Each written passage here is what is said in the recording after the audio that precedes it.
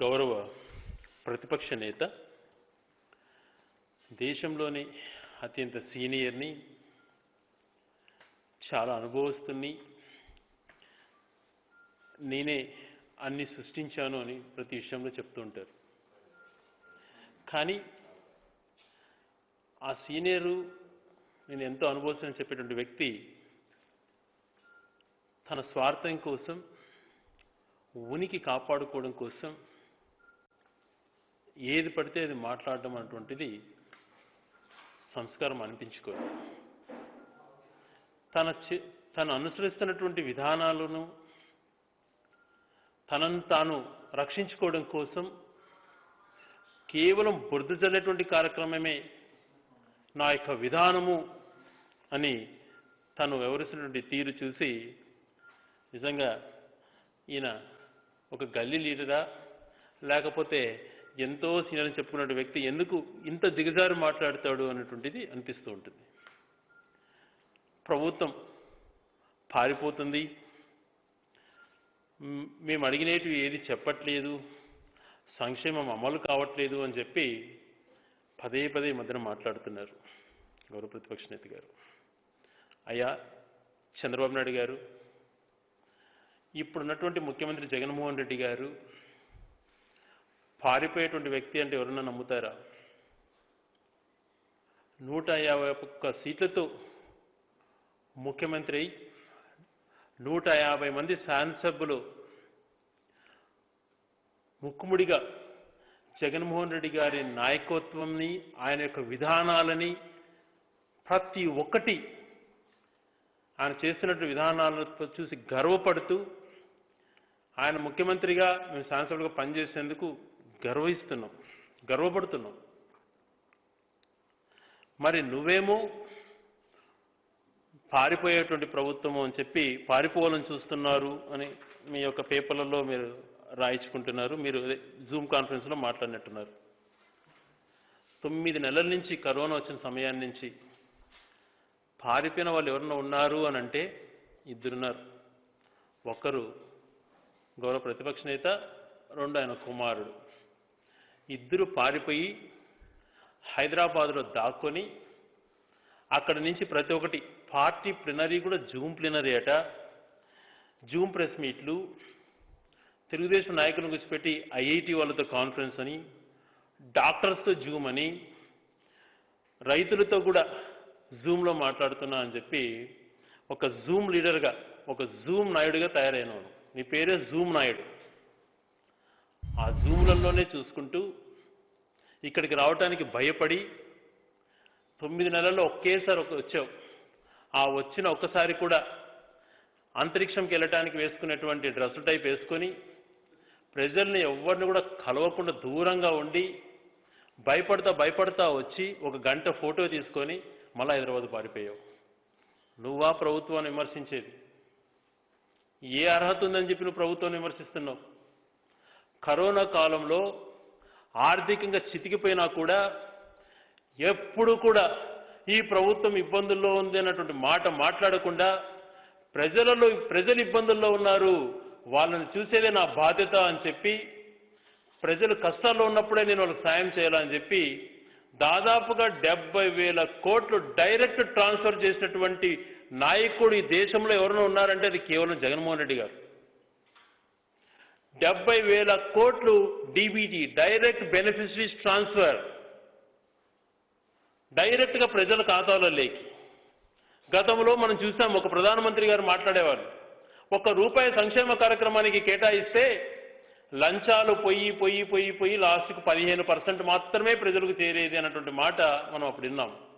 ఇప్పుడు ₹1 పెడితే రూపాయి డైరెక్ట్ ప్రజల ఖాతాలో లేకపోయేటువంటి చరిత్ర తీసుకొచ్చిన నాయకుడు జగన్మోహన్ రెడ్డి గారు. ఎప్పుడు కూడా ఆయన ఇలాగా ప్రజలు కష్టాల్లో ఉన్నా కూడా ప్రభుత్వం కష్టంలో ఉందని చెప్పి నువ్వు మాట్లాడేటువంటి వాడివి, నిజంగా ప్రభుత్వం కష్టాల్లో ఉన్నా కూడా ప్రజలు కష్టాల్లో ఉన్నారు అని చెప్పి సాయం చేయడానికి ముందుకు వచ్చినటువంటి నాయకుడు జగన్మోహన్ రెడ్డి గారు. ఎంత తేడా గమనించారా? మీరెప్పుడు కూడా ప్రజలకు సాయం చేయాలన్నటువంటి మాట మాట్లాడకుండా, ప్రజలకు ఏం సాయం చేస్తాంలే ప్రభుత్వం కష్టాలలో ఉందని చెప్పి మాట్లాడే వ్యక్తి నువ్వు నిజంగా ప్రభుత్వం కష్టాల్లో ఉన్నా కూడా ఏ రోజు ప్రభుత్వం కష్టాల్లో ఉంది, ఆర్థికంగా చిక్కుకుంది అన్నటువంటి మాట మాట్లాడకుండా ప్రజలు కష్టాల్లో ఉన్నారు, ప్రజలు కష్టాల్లో ఉన్న వాళ్ళని మాత్రం ఆదుకోవాలి అని చెప్పి దృఢంగా నిర్ణయించుకొని ప్రజలకు సహాయం చేస్తున్నటువంటి వ్యక్తి జగన్మోహన్ రెడ్డి గారు. నీకు ఆయనకు అది తేడా.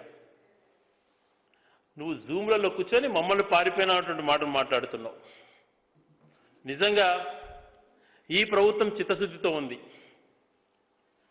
నువ్వు 9 నెలల్లో ఎన్నిసార్లు అమరావతికి వచ్చావు? పోయినసారి జరిగినటువంటి అసెంబ్లీ సమావేశాలలో ఎంతసేపు కూర్చున్నావో ఒకసారి నువ్వు ఆత్మపరిశీలన చేసుకో. ప్రభుత్వం 5 రోజులు అని నువ్వు అంటున్నావు కదా, 5 రోజుల సమావేశంగా బీఎస్సీలో నిర్ణయించలేదు ఎన్ని రోజులు అని చెప్పి బీఎస్సీలో మాట్లాడదాం. 5 రోజులు అని నువ్వు అంటున్నావు కదా, 5 రోజులలో నువ్వు ఎంతసేపు కూర్చుంటావు? కూర్చోవు. నువ్వు 5 రోజులు కానీ కంటిన్యూస్గా కూర్చొని ప్రభుత్వం ప్రవేశపెట్టేటువంటి బిల్లులు కానీ, ప్రభుత్వం చర్చకు తీసుకున్న అంశాలు కానీ, మీరు లేవనెత్తిన అంశాలు కానీ ప్రభుత్వం సిద్ధంగా ఉంటుంది చర్చ జరపడానికి. నువ్వు కూర్చోవు. నువ్వు 5 రోజులు కంటిన్యూస్గా ఉన్నావు అని అంటే నీకేదన్నా ఇంకా కూడా నువ్వు సాటిస్ఫై కాలేదు, నాకు ఇంకా ఈ అంశాలపైన కావాలని నువ్వు అడుగు, ఖచ్చితంగా ఈ ప్రభుత్వం సిద్ధంగా ఉంటుంది. నీలాగా పరిపాలనలో కానీ సమస్యలు చూసి పారిపోయేటువంటి ప్రభుత్వం కాదు. పారిపోయేటువంటి మనుషులు ఎవరైనా ఉన్నారు అని అంటే తండ్రి కొడుకులు మీరే. నోటుకు ఓటు కోసలో దొరికిపోయి పరిగెత్తుకుంటా ఆ రోజు కరకట్టకు చేరావు. ఈరోజు కరోనా అని చెప్పి దాక్కొని ఉన్నాం. ప్రజల దగ్గరికి రావయ్యా అంటే వచ్చిన 1 గంట ఫోటో కోసం అంతరిక్ష యాత్రకు పోయేవాడి మాదిరిగా వస్తావు.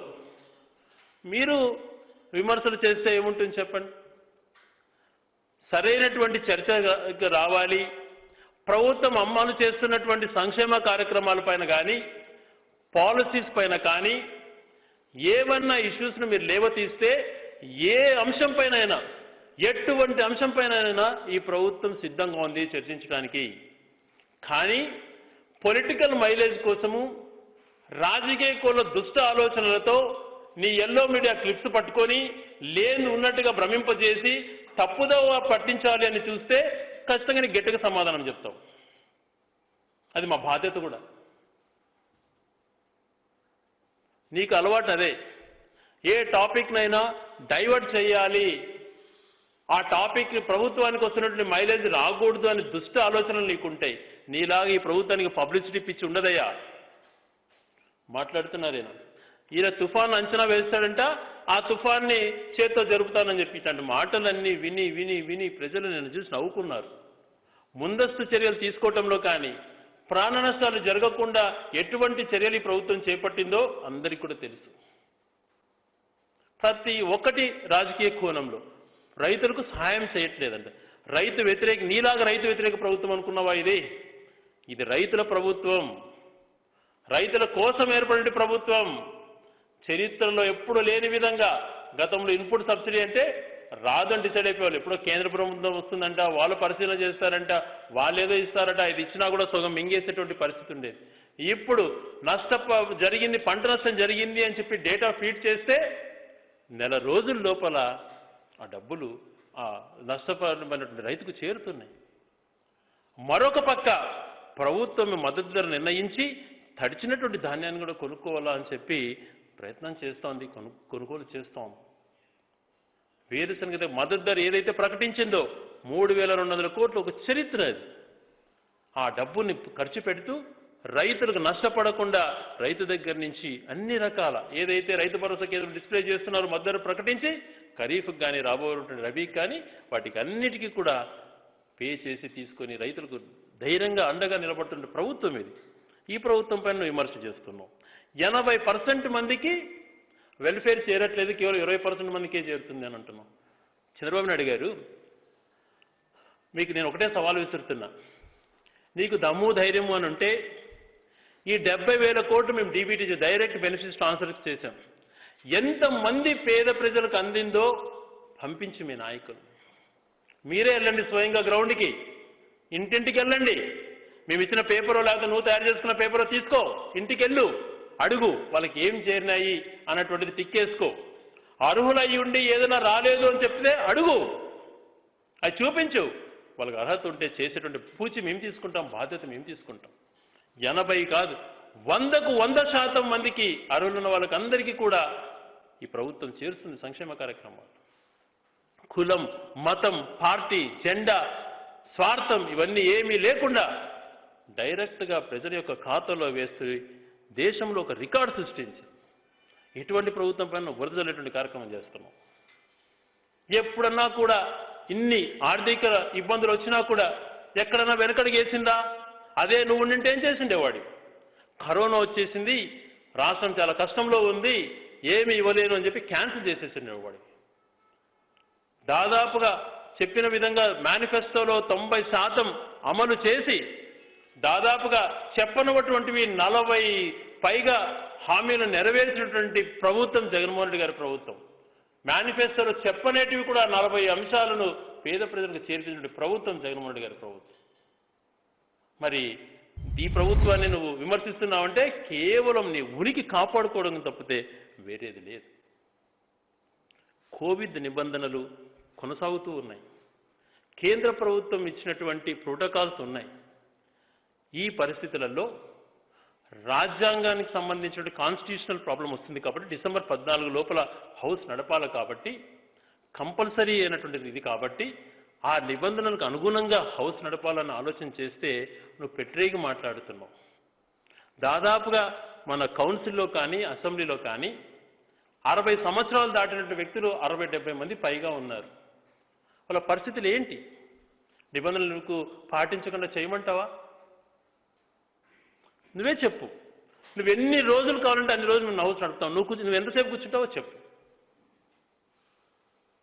వచ్చే లాస్ట్ టైం జరిపిన అసెంబ్లీ సమావేశాలలోనే వచ్చిన అధికారులకు కొంతమందికి ఈ పాండమిక్ ఆ టైంలో కరోనా వచ్చినటువంటిది, ఆ బాధ్యత వాళ్ళకి ఏదన్నా అవుతే వచ్చిన ఎంప్లాయీస్ కానీ ప్రభుత్వం కదా బాధ్యత అవుతుంది. అందుకు ఆ ప్రోటోకాల్స్ ప్రకారం చేద్దాము. ఆ రూపేణ క్వశ్చన్ అవర్ కూడా తీసుకోలేని పరిస్థితి. ఎందుకంటే ఆడ ఎక్కువ మంది అధికారులు అక్కడ ప్లేస్ చేసేదానికి అవకాశం ఉండదు కాబట్టి నిర్ణయం తీసుకుంటే దానికి విమర్శలు. ఇదే మేము సొంతంగా తీసుకున్న నిర్ణయం కాదయ్యా. రాజ్యసభలో కూడా వాళ్ళు కూడా ఇచ్చిన ప్రొసీడింగ్స్ రాజ్యసభలో ఇది ఈ కోవిడ్ పాండమిక్ సిచ్యువేషన్స్లో క్వశ్చన్ అవర్ రద్దు చేస్తున్నట్టు. మొన్న జరిగినటువంటి తెలంగాణ అసెంబ్లీలో కానీ కౌన్సిల్లో కానీ అక్కడ కూడా they clearly mention has dispense with question hour. ఆ క్వశ్చన్ అవర్ డిస్పెన్స్ చేసినటువంటిది ప్రొసీడింగ్స్ కూడా ఉన్నాయి. కానీ నువ్వు రాజకీయం కోసం మాట్లాడాలి. ఎందుకని పారిపోతుందా ఈ ప్రభుత్వము? 16 నెలల్లో 70,000 కోట్లు ప్రజలకు డైరెక్ట్గా ట్రాన్స్ఫర్ చేసేందుకు భయపడుతుందా? ప్రతినిత్యం కోవిడ్ యొక్క ఎదుర్కొనే విషయంలో దేశంలోనే అత్యున్నతంగా పనిచేసినటువంటి ఆంధ్రప్రదేశ్ ప్రభుత్వం అని చెప్పి ప్రతి ఒక్కరు మాట్లాడినందుకు మేము పారిపోవాలన్నా? ఏ అంశాలు వచ్చినా కూడా ప్రజలకు తోడు నీడగా ఉంటూ ప్రతి అంశాల్లో నువ్వు పెట్టినటువంటి పాత బాకీలు అన్ని తీరుస్తూ ఏ ఒక్క ప్రజలకు ఇబ్బంది జరగకుండా చూసేందుకు మేము పారిపోవాలా? దేనికి పారిపో? నువ్వు చెప్పు. నువ్వెందుకు హైదరాబాద్లో పారిపోయావు అన్నటువంటిది చెప్పాలి. మేము ఇక్కడ ఏ సమస్యలు లేవు కాబట్టి నువ్వు క్రియేట్ చేయాలి. ఆర్టిఫిషియల్గా సమస్యలన్నింటినీ క్రియేట్ చేసి ప్రభుత్వం పైన బురదలేటువంటి కార్యక్రమం ఎల్లో మీడియా ద్వారా చేసేటువంటి ప్రక్రియ ఒకటే నువ్వు చేస్తున్నావు. నీకు చిత్తశుద్ధి ఉంటే ఏ టాపిక్ పైన ఈ 16 నెలల్లో ఈ ప్రభుత్వ విధానాలపైన దేనిపైన రా, ఇంక్లూడింగ్ పోలవరం కానీ ఎనీథింగ్. పోలవరం 70% పూర్తి చేస్తానంటావా? ఎంత సత్యదూరమైన మాటలండి నువ్వు మీరు చేసిన. మీ యొక్క స్వార్థపూరితమైనటువంటి కుట్ర వల్ల దానికి ఎన్నో ఆటంకాలు వచ్చేటువంటి పరిస్థితి వచ్చినా కూడా ఏ మాత్రము బెదిరి చెందకుండా ఎప్పటికప్పుడు సమీక్షించుకుంటూ ఎప్పటికప్పుడు ఏ చేయాలో కేంద్ర ప్రభుత్వం ఏం మాట్లాడుకుంటూ ఆ పురోగతి పోలవరాన్ని ఆన్ టైంలో చేయాలని చెప్పి ప్రతి నిత్యం ప్రయత్నం చేస్తున్నటువంటి మాట నీకు తెలియదు. నీకు తెలిసి నువ్వు డ్రామా ఆడుతున్నావు. కానీ అక్కడ చూసిన ప్రజలకు అందరికీ కూడా తెలుసు. లైవ్ టెలికాస్ట్ ఇవాళ మీడియా పాయింట్ని తీసేస్తున్నారు. అది అప్రజాస్వామికం. ఎందుకు తీస్తాం మీడియా పాయింట్ని? కోవిడ్ నిబంధనలకు సంబంధించి లాస్ట్ సెషన్స్లో మీరుండంగానే బిఎస్ఎల్ నిర్ణయించడం జరిగింది. లైవ్ టెలికాస్ట్ అన్నటువంటిది అసెంబ్లీలో జరిగినంతసేపు డైరెక్ట్ ప్రతి టీవీ ఛానల్కి ఇస్తాం. ఎలాగా నీ భజన చేసేటువంటి ఛానల్స్ మంచి జరిగేటివి చూపించు. మాకు ఆ బాధ లేదు. మీరు చూపించాలనుకుంటే నిజంగా చిత్తుంటే చూపించు. కంటిన్యూస్ లైవ్ ఉంటుంది. మీడియా పాయింట్ వల్ల అక్కడ గుమికునే జనం అంతా కూడా అక్కడ సోషల్ డిస్టెన్స్ ఉండదు కాబట్టి మనకిచ్చిన నిబంధనలలో సోషల్ డిస్టెన్స్ ఉండాలి కాబట్టి అక్కడ ఆ రోజు మీడియా పాయింట్ వద్దనుకోవడం జరిగింది. అంతేకాని మీడియా పాయింట్ని తీసేసి ఏదో సార్ మీకెందుకయ్యా, మీకు మోసేటువంటిది ఒకటే కదా. ప్రభుత్వానికి ఏ రకంగా మంచి చేసినా కూడా చెడుగా చూపించాలని చూపేటువంటి మీడియా మీదకి ఉంది. అది అదే పని చేస్తూ ఉంటుంది. మేము ప్రతి నిమిషం ప్రతి ప్రొసీడింగ్ లైవ్ అన్ని ఛానల్స్కి ఇచ్చే విధంగా పూర్తిగా హౌస్లో పెట్టడం జరిగింది. మీడియా ప్రెస్ని కానీ ఎలక్ట్రానిక్ వాళ్ళని ఎవరిని కూడా మేము బ్యాన్ వద్దనా లేదు. ప్రెస్ గ్యాలరీలో సోషల్ డిస్టెన్స్ పాటిస్తూ మీరు ఆ పర్మిషన్ తీసుకొని టెస్ట్ చేసుకొని ఖచ్చితంగా వస్తే మీకు అందరికీ కూడా పాస్ ఇస్తారు. అక్కడ ఈ అంశం స్పష్టంగా మీకు తెలుసు.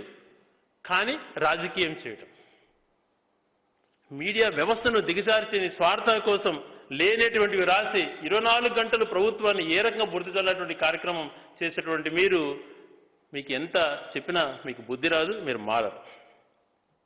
వరదల విషయాలలో నువ్వు మాట్లాడావు. కడప జిల్లాలో పింఛా తెగిపోయింది, అన్నమయ్యను ఆర్గనైజ్ చేయలేకపోయారు. అయ్యా చంద్రబాబు నాయుడు గారు, పింఛా డ్యామ్ అన్నటువంటిది 0.3 TMC కెపాసిటీ ఉన్నటువంటి ప్రాజెక్ట్. ఎగువన అతి భారీ వర్షాలు కురిచి అక్కడ ఉన్నటువంటి చెట్లన్నీ కొట్టుకొని రావడంతో దాదాపుగా 1,30,000 క్యూసెక్కులు వరద వచ్చినప్పుడు మీరు గత 5 సంవత్సరాల పరిపాలనలో నువ్వు అంతకుముందున్న 10 సంవత్సరాలు ముఖ్యమంత్రిగా ఇటువంటి ప్రాజెక్ట్స్ అన్నీ కూడా చిన్న రిపేర్లను చేయలేకపోవడం వలన కొన్ని అక్కడ ఆ ఉధృతికి కొంచెం కట్టగినటువంటి వాస్తవం. దాని కూడా కెపాసిటీ పెంచి ఏ రకంగా నిర్ణయం తీసుకోవాలన్నటువంటిది గౌరవ ముఖ్యమంత్రి గారు సూచించారు. కేవలం సత్యదూరంటి మాటలు మాట్లాడేదో తప్పులు దారి పట్టించాలని చూడకు. నీకు ధైర్యం ఉంటే కన్స్ట్రక్టివ్ సజెషన్స్తో రా, దేనిపైన చర్చించడానికి సిద్ధంగా ఉంటాం. పారిపోవాలని చూస్తోంది, అవి చేయాలని చూస్తోంది. ఎవరయ్యా అండెమొకటిగా వ్యవహరించింది? నీ 5 సంవత్సరాల పీరియడ్లో ఎంత అండెమొకటిగా వ్యవహరించావో, నువ్వు ఎన్ని రకాల వ్యవస్థను నాశనం చేశావో నిజంగా ఎన్ని తలుచుకుంటే ఇప్పటికీ నిన్ను బహిష్కరించాలి పర్మనెంట్గా రాజకీయాల నుంచి. అన్ని తప్పులు చేశారు మీరు. మరి ఈరోజు బరి తెగించి మాట్లాడుతున్నారు. నీకున్నటువంటి 23 మంది ఏమో గెలిచారు. మీ ఫిగర్ అప్పుడు 23 మందిని లాక్కున్నారు కాబట్టి 23 మంది వచ్చారు. దాంట్లో ఎంతమంది వెళ్ళిపోయారో ఇప్పుడు నీకు ఎంతమంది ఉన్నారో నీకే తెలియదు. ఉన్నవాళ్ళు కూడా నిన్ను చూసి అసహించుకుంటున్నాను. నీ విధానాలను చూసి ముందు వాళ్ళని కాపాడుకో. వాళ్ళ యువతలో వస్తామన్నా మా ప్రిన్సిపల్స్తో మేము చేర్చుకోవట్లేదు, కానీ ఉన్న వాళ్ళని నీ దగ్గర కాపాడుకోవడం చేసుకో. రాజకీయంగా బురదలేటువంటి కార్యక్రమం కాకుండా కన్స్ట్రక్టివ్గా నువ్వు దేనిపైన వచ్చినా, ఏది ప్రభుత్వ విధానాలపైన నువ్వు పాలసీస్ పైన కానీ అమలవుతున్నటువంటి కార్యక్రమాలపైన కానీ ఏ సమస్య పైన నువ్వు వచ్చినా ఈ ప్రభుత్వం సిద్ధంగా ఉంది. ఎన్ని రోజులైనా చర్చించడానికి, ఎంతసేపు అయినా చర్చించడానికి.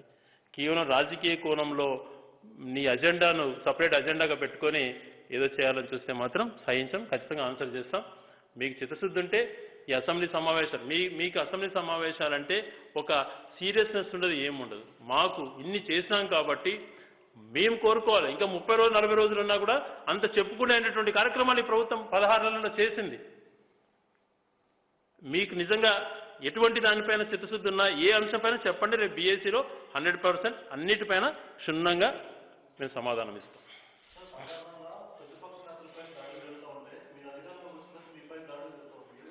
అదే కదా రౌడీ ప్రభుత్వం, రౌడీ యొక్క వ్యవహారం. అంతకుముందు వాళ్ళు పరిపాలన చేసినప్పుడు అంతా కూడా రౌడీజం చేశారు. ప్రతిపక్షంలో ఉన్నా కూడా ఇప్పుడు రౌడీజం చేస్తున్నారు. అది వాళ్ళ విధానం. గౌరవ మంత్రి గారు పేర్ని నాని గారి పైన తెలుగుదేశం కార్యకర్త డైరెక్ట్గా కత్తితో పడటానికి, అతను తెలుగుదేశం కార్యకర్తని పూర్తిగా నిర్ధారణ అయింది. కత్తితో పొడిచేటువంటి ప్రయత్నం చేసి చంపాలనే ప్రయత్నం చేసినట్టుగా ప్రాథమిక సమాచారం వచ్చింది. ఎవరు ఇట్లాంటి తాపితో పడటానికి. రెండోది, మొన్న గౌరవ ఎస్సీ పార్లమెంట్ సభ్యులైనటువంటి నందిగామ సురేష్ గారిపై ఎవరు దాడి చేస్తారు? ఇవన్నీ చూసినప్పుడు ఏం ఆలోచన చేయాలి? కానీ ఈ ప్రభుత్వం ఓపికతో ఉంటుంది. మీ యొక్క దౌర్జన్యాలన్నీ కూడా ప్రజలు గమనిస్తున్నారు, మీ అరాచకాలంతా కూడా. ఎందుకంటే అప్పుడు పరిపాలన చేసినట్టు 5 సంవత్సరాలలో కర్నూలుకు సంబంధించిన నారాయణ రెడ్డి గారిని కానీ, అనంతపురంలో ఎంఆర్ఓ ఆఫీస్లో కానీ ఇటువంటి సంఘటనలు ఎంతోమందిని నరికి చంపారు. అందుకే దివంగత ముఖ్యమంత్రి రాజశేఖర రెడ్డి గారు మనకు ఫ్యాక్షన్ అటువంటిది రూపుమాపాలి, మన ఫ్యాషన్ వైపు మళ్లించాలనే ఉద్దేశం ఆ రోజు చేసి పరిటాల రవి గారు హత్యకు గురైనప్పుడు ఎన్ని ఆరోపణలు చేసినా సిబిఐకి కేసు ఇచ్చి మేము ఒక అడుగు వేస్తున్నాం, ఫ్యాక్షన్కి సంబంధం లేని వ్యక్తిని రంగంలోకి దింపుతాం, మీరు రండి అని ముందుకంటే ఆ రోజు రాలేదు వాళ్ళు. ఎటువంటి ఆలోచనలు రాజశేఖర్ గారికి ఉన్నాయి. అదే వ్యక్తి కొడుకు కుమారుడు జగన్మోహన్ రెడ్డి గారు ముఖ్యమంత్రి అయిన వెంటనే కలెక్టర్ల కాన్ఫరెన్స్లో తప్పు ఎవడు చేసినా మా పార్టీయా ఏ పార్టీ అని చూడకండి, తగినటువంటి తప్పు చేసిన వాడికి ఎవరైనా శిక్షించారని చెప్పి ఈయన ఆదేశాలు ఇచ్చారు. అదే ఆయన గౌరవ మాజీ ముఖ్యమంత్రి గారు ఆయన ముఖ్యమంత్రిగా ఉన్నటువంటి సమయంలో మా వాళ్ళు ఏం చేసినా చూస్తున్నట్టు వివరించండి అని చెప్పాడు. తేడా గమనించండి. దౌర్జన్యాలకు చేసి ఏదో భయభ్రాంతులకు గురి చేయాలన్నటువంటి ప్రయత్నాలు వాళ్ళు చేస్తున్నారు. ఎందుకంటే వాళ్ళ పిన్నెల్లి ఎమ్మెల్యే గారి పైన దాడి చేశారు, రోజా గారి పైన దాడి చేశారు, నందిగామ సురేష్ గారి పైన దాడి చేశారు, నాని పైన పేర్ని నాని గారి పైన దాడి చేశారు. ఎక్కడ చూసినా దౌర్జన్యాలు చేస్తున్నారు, ఎక్కడ చూసినా ఏదో భయాందోళనకు గురి చేయాలంటే ప్రయత్నాలు చేస్తున్నారు. కానీ మేము సహనంతో ఉంటాము. మేము చట్టం ఎవరు తప్పు చేసినా వాళ్ళని శిక్షించాలన్నటువంటి మాట పైనే ఉంటాం. అదే పోలీసుని కోరుతాం. మీ దౌర్జన్యాలు ఇలాగా పెట్టలేకపోవాలా, ఎందుకంటే మీకు పూర్తిగా ఫ్రస్ట్రేషన్కి వచ్చేసారు. పార్టీ ఉనికి కాపాడుకోవడం కోసం ఈ దౌర్జన్యాలకు మీరు అలవాటు పడ్డారు. మేము సహనం కోల్పోం, మిమ్మల్ని వేడుకుంటున్నాం. మీకు నిజంగా ఆ పగ అట్లాంటివి ఉన్నాయి అనేటువంటిది మాకు తెలుసు. ఎంతకాలం మీరు ఇలా చేస్తారు, ఇట్లాంటి ప్రోత్సహిస్తారు అటువంటిది ఇంకా మీ విజ్ఞప్తి కుదరదు. ఎందుకంటే చిత్తూరులో మనం చూసినప్పుడు పరిపాలనలో ఒక మేయర్ దంపతుల్ని ఎంత కిరాతకంగా చంపినారు. ఈ ప్రభుత్వం వచ్చాక ఎవడు అటువంటి సంఘటనలకు పాల్పడ్డా వాళ్ళని ఎవడైనా సరే వాళ్ళపైన కఠిన శిక్షలు అవలంబించండి అన్నటువంటి ఆదేశాలు ఉన్నాయి కాబట్టి భయపడుతున్నారు. కానీ మీ వాళ్ళు తప్పులు మీరు చేస్తూ దాడి మళ్ళీ పోలీసుల పైన ప్రభుత్వం పైన చేసేటువంటి తీరు చాలా దారుణంగా ఉంది. నాని గారి పైన దాడి చేసినటువంటి వ్యక్తి అది దాడిని తీవ్రంగా ఖండిస్తున్నాం. చాలా తప్పు మీద ప్రజాస్వామ్యబద్ధంగా పోండి, మీరు ఎంతసేపు మీ ఉనికి కాపాడుకోవడం కోసం ఇటువంటి దౌర్జన్యాలు చేయకండి అని చెప్పి కోరుతున్నాం. ఏమా అంటే దాదాపుగా ప్రభుత్వానికి సంబంధించి ఒక 20 బిల్లుల వరకు ఉన్నాయండి. ఇవన్నీ కూడా ఏ బిల్లులు ఏమొస్తాయన్నటువంటిది ఈరోజు అన్ని క్లారిటీగా తెలుస్తుంది. అదే రకంగా సమావేశాలు నిర్వహించడానికి నేను ఇంతకుముందే చెప్పాను. నిబంధనలు పరిస్థితులు ఈ రకంగా ఉన్నాయి. కోవిడ్ నిబంధనలు వచ్చేటువంటి వాళ్ళకు దాదాపుగా 70 సంవత్సరాలు ఇంక్లూడింగ్ చంద్రబాబు నాయుడు గారు కూడా 70 దాటినాయి అనుకుంటా. మామూలుగా 60 దాటిన వాళ్ళకు కోవిడ్ నిబంధనలు ఇంకా కొంచెం ఎక్కువగా పాటించాల్సి. ఆ 60 దాటిన వాళ్ళని చూసుకుంటే 70-80 మంది పైగా ఉన్నారు 2 హౌసెస్లో. ఇవన్నీ చూసుకొని ఆరోగ్య పరిస్థితులు, భద్రత, సరైనటువంటి జాగ్రత్తలన్నీ చూసి పరిస్థితులకు అనుగుణంగా రేపు బీఎస్సీ నిర్ణయం తీసుకుంటాం.